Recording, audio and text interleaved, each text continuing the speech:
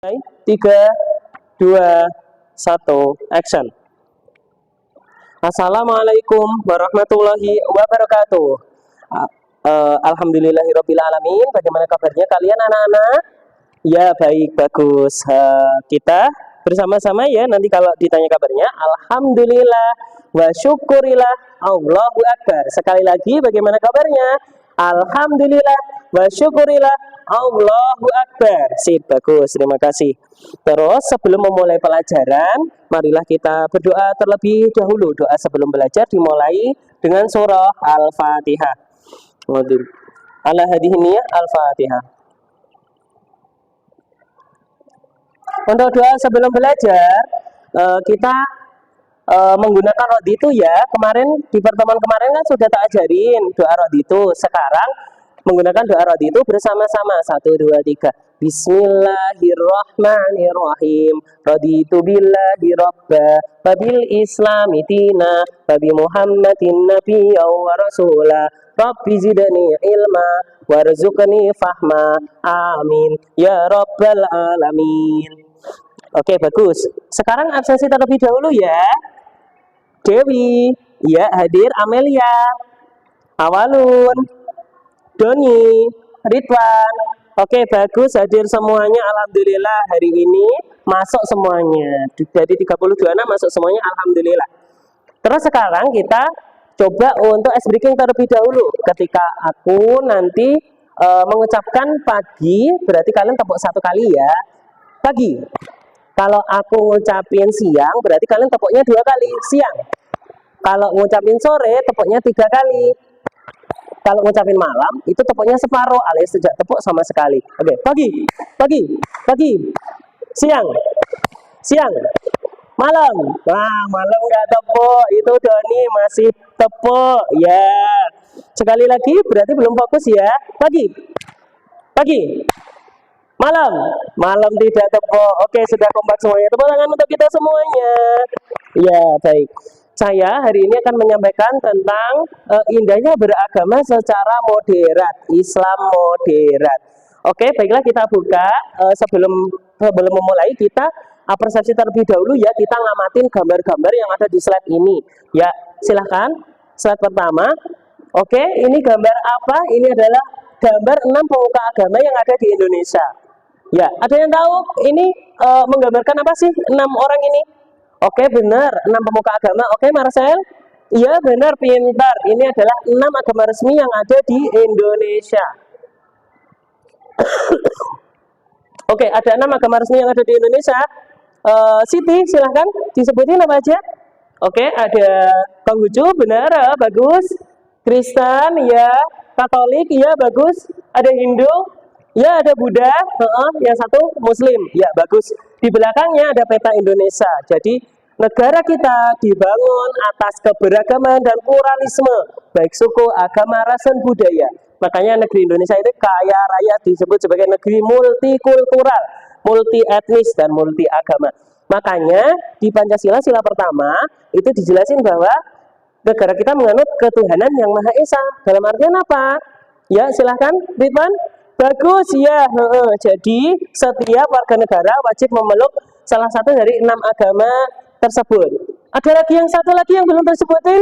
Ya, silakan Khairul. Ya, pintar. Yang belum disebutin adalah aliran penghayat kepercayaan ya. Mereka tidak dimasukkan agama, tapi mereka tetap dihargai. KTP-nya ditulisi penghayat kepercayaan. Pintar. Oke, gambar selanjutnya. Oke, baik, ini apa, gambar apa kira-kira ada yang tahu ketika Waisak kemarin, bulan Mei kemarin. Oke, Tina, ya bagus. Ini adalah biksu yang melakukan jalan kaki ritual tudong dari Thailand sana menuju ke Magelang. Magelang menuju ke mana? Oke, Siti, ada yang tahu? Oh ya, Magelang menuju ke Borobudur. Perhatikan ini ibunya lagi ngasih apa? Ngasih apa, pisang, pintar. Karena bapaknya ngasih apa? Oh iya, ngasih minum ini sama rambutan itu.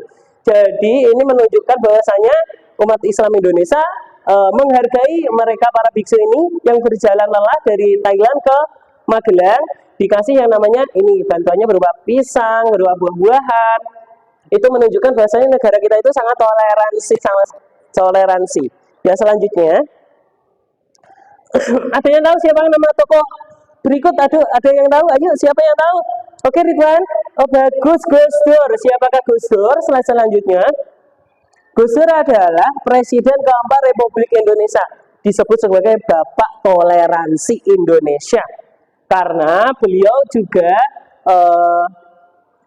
membantu orang-orang yang minoritas, dalam hal ini adalah etnis Tionghoa yang seringkali dipersekusi zamannya Pak Soeharto. Beliau itu akhirnya berusaha untuk merangkul mereka. Jadi tidak mengkambing hitamkan mereka, karena mereka juga anak bangsa yang lahir di Indonesia. Terus selanjutnya, slide selanjutnya, ini adalah kata-kata quotes dari Gus Dur ya. Satu, memuliakan manusia berarti memuliakan penciptanya. Jadi kita harus memuliakan manusia apapun agamanya. Itu yang diajarkan Nabi. Terus selanjutnya, kalau kamu bisa melakukan yang baik untuk semua orang, orang tidak tanya apa agamamu. Jadi kita sama manusia itu harus saling bantu-membantu. Kalau kita tidak bersaudara dalam agama, kita bersaudara dalam kemanusiaan. Oke, slide selanjutnya. Selanjutnya lagi. Oke, bagus. Ini apa? Ini gambar biksu yang sedang melakukan ziarah ke makamnya siapa? Yuk, ada yang tahu? Ini makamnya tidak asing. Yang tahu, yang rumahnya dari Jombang, oke Vino, yang rumahnya dari Jombang, oke bagus. Ini makamnya Gus Dur, ya. Saking beliaunya itu berjasa bagi toleransi di Indonesia, maka beliau diziarahi oleh pemeluk agama lain. Di sini adalah biksu Buddhis. Ya, selanjutnya. Oke, di sini ada dua ikon tempat ibadah terkenal di Jakarta. Nanti kalau study tour SMA, kalian pasti mampir di sini. Yang satu apa namanya? Masjid Istiqlal, pintar.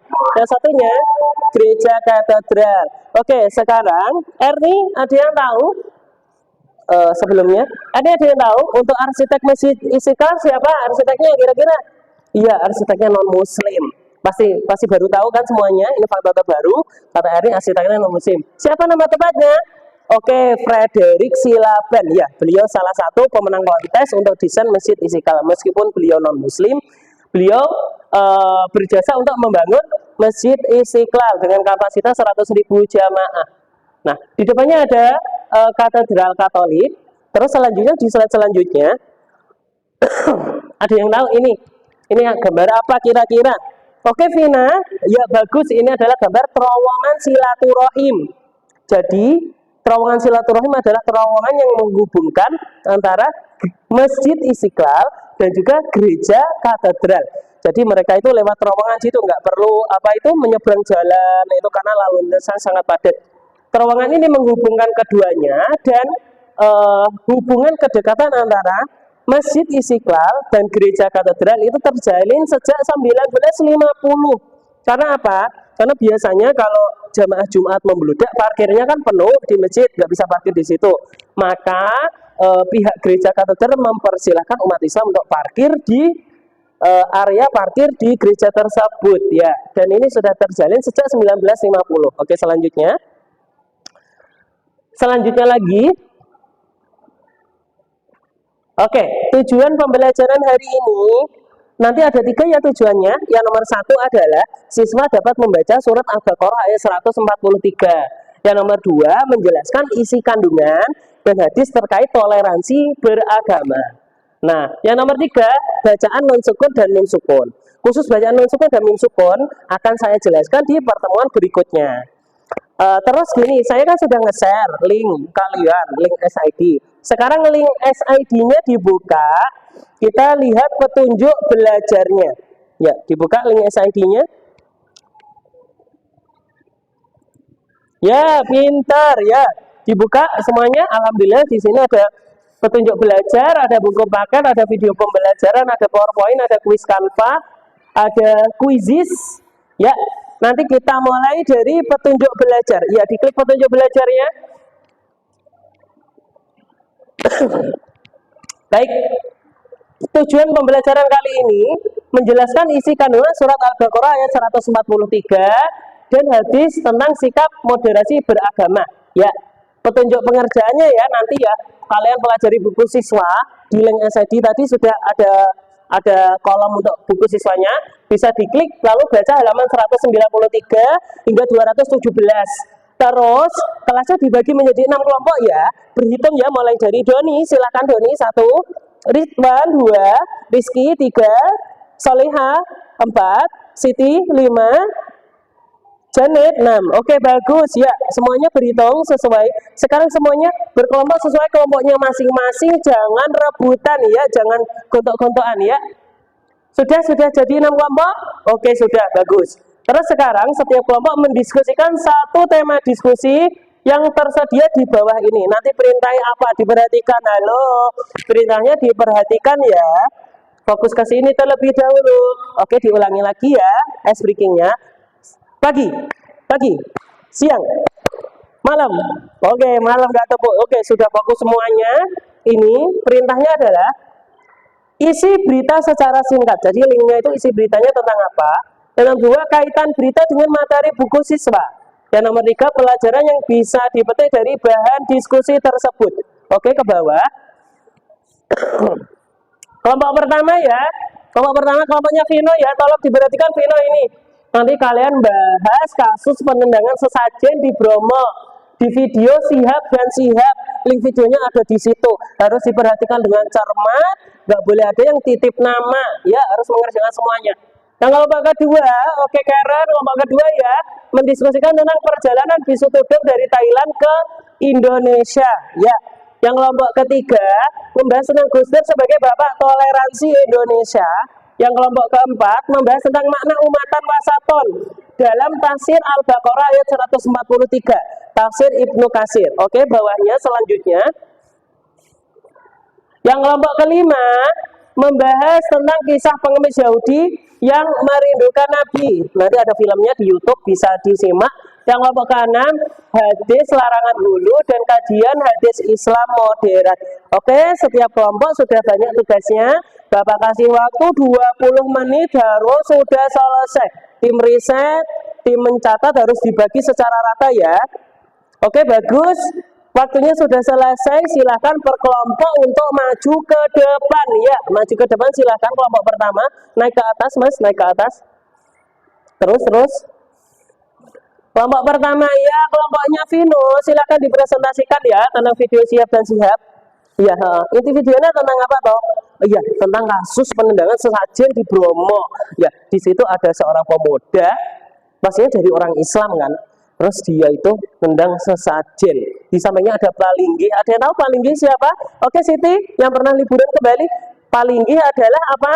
Oke, Singgasana Dewa. Oke, Singgasana Dewa. Jadi nggak boleh diutek-utek. Terus di situ ada sesajen ditendang, ini yang menyebabkan murka Allah. Nah, itu. Terus setelah itu kasus itu viral. Kemudian yang tersakiti siapa? Oke, Ridwan? Iya, umat Hindu di daerah Tengger Semeru sana.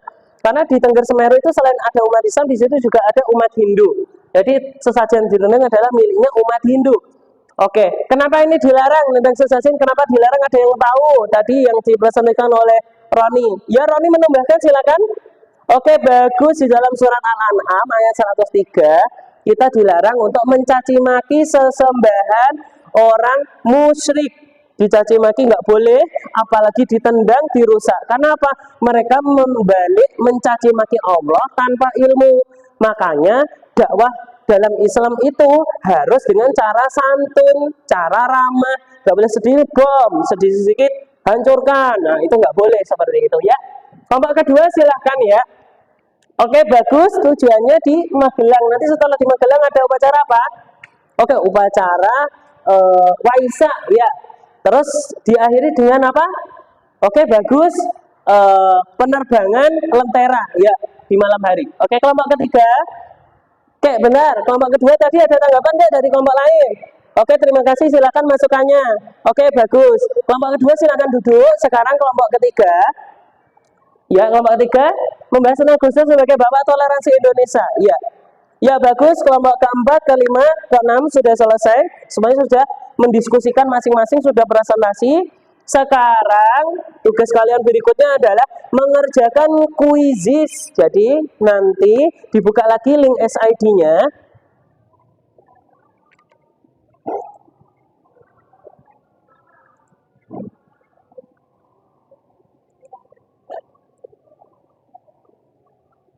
Oke, bagus, dikerjakan. Nanti ada ini link SID di sini. mengerjakan kuisis itu apa? Kuisis itu kayak kuis interaktif. Nanti setelah kalian mengerjakan ada skornya. Nah, skornya ini masuk ke penilaian. Ya, bagus. Oke, gimana? Sudah siap dimulai? 10 menit ya. 3, 2, 1. Sip, kerjakan semuanya. Gak boleh contohan, gak boleh browsing. Oke, bagus. Sudah selesai? Ya, sudah selesai. Terima kasih. Tepuk tangan untuk kita semuanya. Baiklah, kita simpulkan ya. Dari pemaparan di atas, ada yang bisa membuat kesimpulan apa yang dimaksud dengan Islam Wasatiyah? Ayo, Rani. Oke, bagus. Islam Wasatiyah adalah Islam yang berada di tengah-tengah. Gak terlalu ekstrim ke kanan jadi liberal, gak terlalu ekstrim ke kiri jadi radikal. Jadi seperti itu. Oke, bagus. Terus pesan dari surat Al-An'am ada yang tahu? Oke, bagus. Dilarang mencaci maki sesembahan orang kafir. Nanti mereka balik mencaci maki Allah tanpa ilmu. Jadi dakwah harus dilakukan dengan apa sih, dengan santun, dengan ramah, dengan sopan. Bagus, pintar sekali anak-anak saya. Baiklah, sekarang kesimpulannya sudah. Jadi Islam Wasatiyah adalah Islam yang dikembangkan di Indonesia dengan wajah damai, dengan wajah ramah. Terus ini menjadi contoh percontohan Islam yang berkembang di dunia. Meskipun akhir-akhir ini banyak aliran radikal, aliran eksklusivisme dari golongan Islam tertentu yang mereka itu merusak sendi-sendi kebinekaan. Oke, sekarang Bapak menyiapkan papan refleksi. Nanti masing-masing dari kalian tak kasih sticky note ya. Sticky note-nya diisi, kemudian setelah diisi dikumpulkan di papan refleksi. Oke, silahkan dikumpulkan.